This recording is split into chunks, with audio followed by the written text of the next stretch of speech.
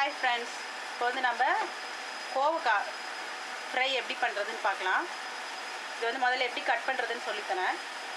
இதில் வந்து ரெண்டு பக்கமும் இந்த மாதிரி இதை கட் பண்ணி எடுத்துகிட்டு ரெண்டாக கட் பண்ணிக்கோங்க. அதை வந்து நல்லா தின்னாக ஸ்லைஸ் பண்ணிக்கணும். ஏன்னா இது வந்து நான் இன்றைக்கி டீப் ஃப்ரை பண்ண போகிறேன் ஆயிலில். நல்ல தின்னாக இருந்தால் தான் உங்களுக்கு வந்து நல்ல கிறிஸ்பியாக கிடைக்கும். ஸோ எவ்வளோ முடியுமோ அவ்வளோ தின்னாக கட் பண்ணிக்கோங்க. இந்த மாதிரி கட் பண்ணி வச்சுருக்கேன் நான் எல்லாத்தையும். அதுக்கப்புறம் இது கூட வந்து கடலை மாவு கிராம் ஃப்ளவர் வந்து ஒரு 2 ஸ்பூன், இது அரிசி மாவு 1 டேபிள் ஸ்பூன், தேவையான உப்பு, சில்லி பவுடர், இதெல்லாம் போட்டு பரட்டி வைக்க போகிறோம். ஃபஸ்ட்டு ஒரு 2 ஸ்பூன் போடுறேன், பார்த்துட்டு வேணும்னா போட்டுக்கலாம். அரிசி மாவு சேர்த்துக்கோங்க. அரிசி மாவு சேர்த்திங்கன்னா தான் நல்லா கிறிஸ்பியாக இருக்கும்.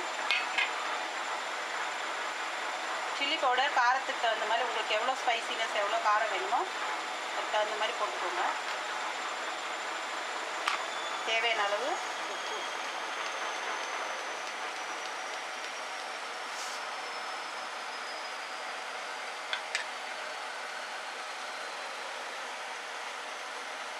தண்ணியெல்லாம் கலக்கவே வேண்டாம் இதில். ஏன்னா காயிலே கொஞ்சம் ஈரமாக இருக்கிறதுனால அதே வந்து போதும் நமக்கு.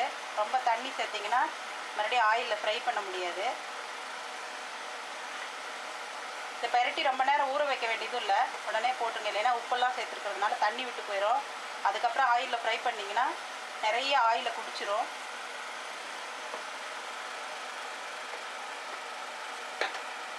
ஸோ இதை எப்படி வந்து ஆயிலில் ஃப்ரை பண்ணுறதுன்னு பார்க்கலாம். இப்போ ஆயில் நல்லா காஞ்சிருச்சு பேனில். நம்ம வந்து இது கோவக்காய் வந்து ஆயிலில் போட்டு இப்போ ஃப்ரை பண்ணிக்கலாம்.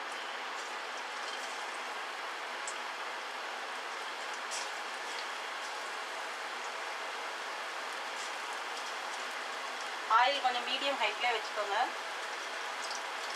அப்போதான் காய் நல்லா வேகும், கிறிஸ்பியாக வரும். நல்லா ஒரு 5 மினிட்ஸ் நல்லா ஃப்ரை ஆகட்டும்.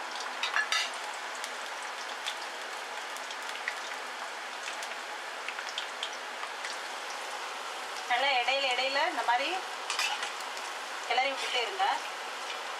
அப்படிதான் எல்லா பக்கமும் சமமாக வேகும், ஃப்ரை ஆகும். ஸோ இதுக்கு நல்ல கலர் மாறிடுச்சு. இதை எடுத்துக்கலாம்.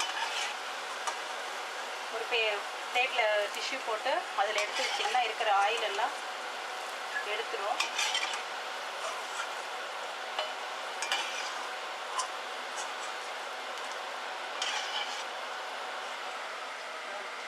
இப்போ கோவக்காய் எல்லாமே பொரித்து எடுத்தாச்சு. பாருங்கள், உங்களுக்கே பார்த்தா தெரியும் நல்ல கிறிஸ்பியாக இருக்குது. ஸோ இது நீங்கள் சூடாக சாப்பிட்ணும்.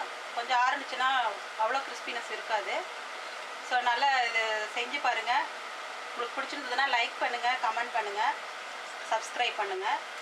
Thank you so much.